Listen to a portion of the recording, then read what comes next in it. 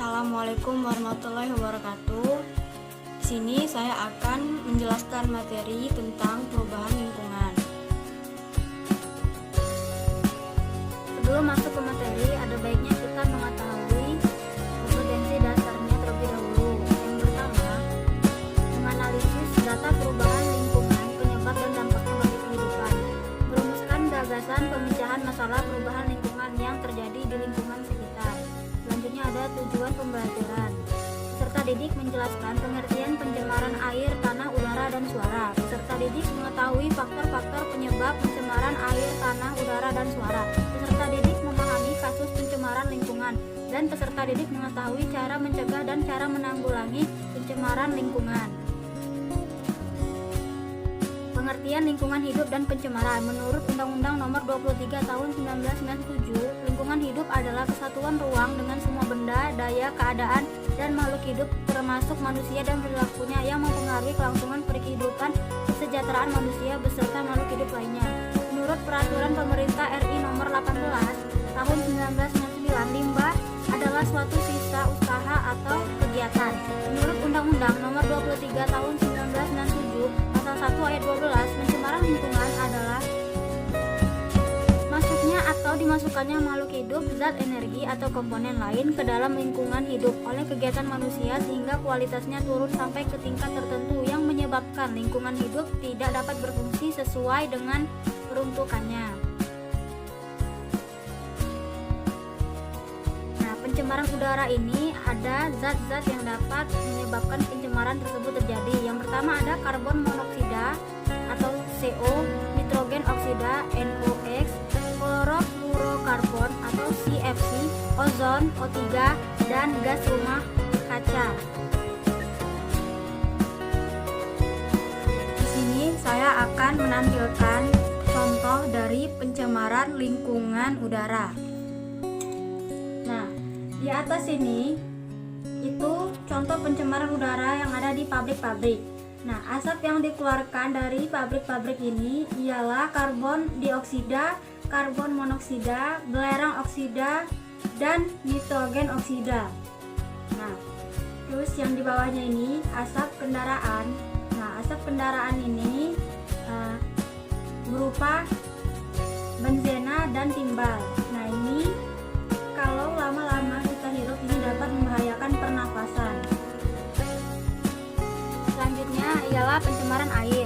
Pencemaran air adalah masuknya makhluk hidup atau zat lain ke dalam air yang menyebabkan kualitas air menurun ke tingkat tertentu sehingga tidak dapat berfungsi sesuai peruntukannya.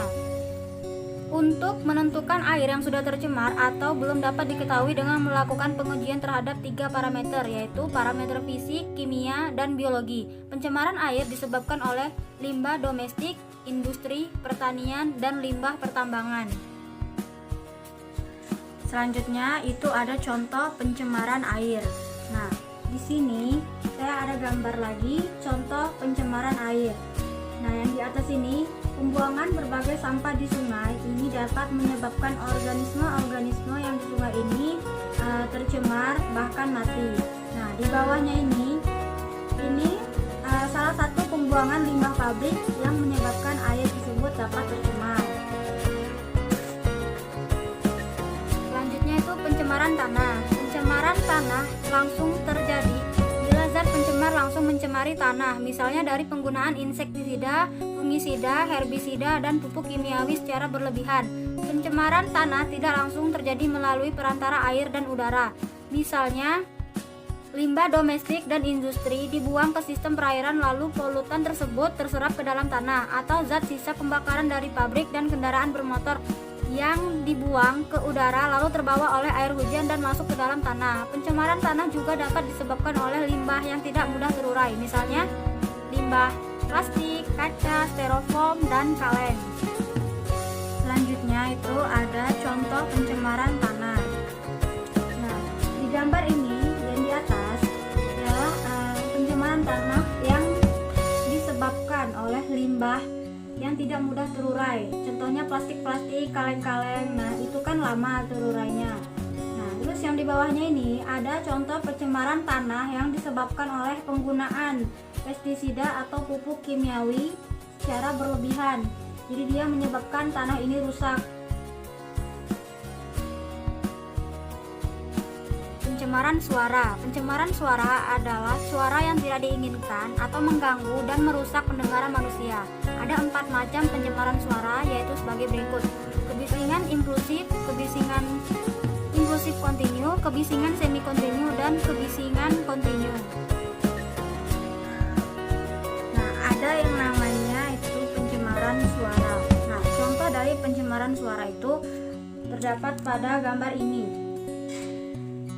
Nah, di gambar ini salah satu contoh dari pencemaran suara.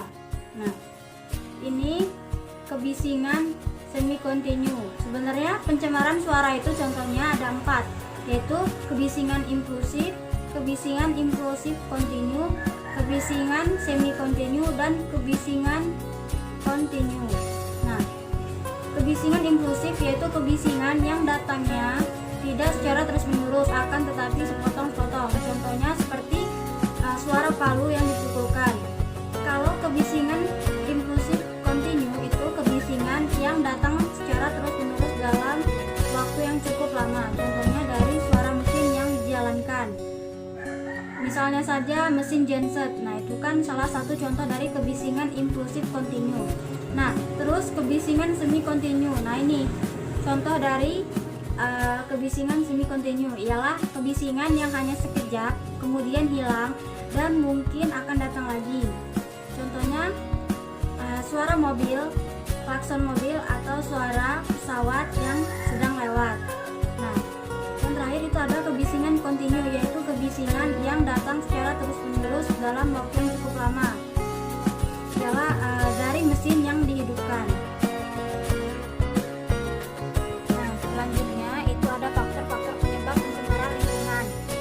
Pertambahan penduduk yang tidak terkendali, pesatnya perkembangan dan penyebaran teknologi, banyaknya sumber zat-zat pencemar sehingga alam tidak mampu menetralisir.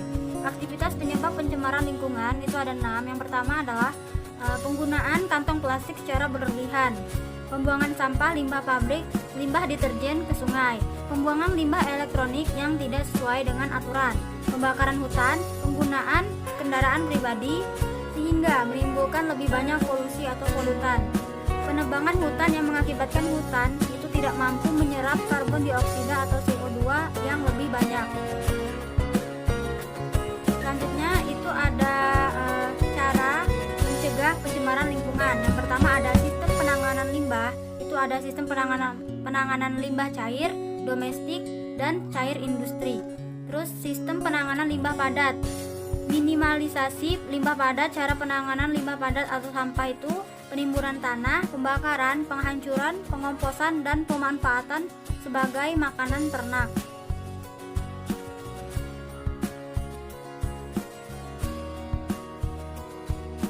Selanjutnya ada cara menanggulangi pencemaran lingkungan. Yang pertama, mengatur sistem pembuangan limbah industri sehingga tidak mencemari lingkungan. Menempatkan industri atau pabrik terpisah dari kawasan pemukiman penduduk. Melakukan pengawasan atau penggunaan beberapa jenis pestisida dan bahan kimia lainnya yang berpotensi menjadi penyebab dari pencemaran lingkungan. Melakukan penghijauan atau melakukan reboisasi, memberikan sanksi atau hukuman secara tegas terhadap pelaku kegiatan yang mencemari lingkungan. Yang terakhir, melakukan penyuluhan dan pendidikan lingkungan untuk menumbuhkan kesadaran masyarakat tentang arti dan manfaat lingkungan hidup yang sesungguhnya. Sekian penjelasan dari materinya tentang perubahan lingkungan. Saya ucapkan terima kasih. Wassalamualaikum warahmatullahi wabarakatuh.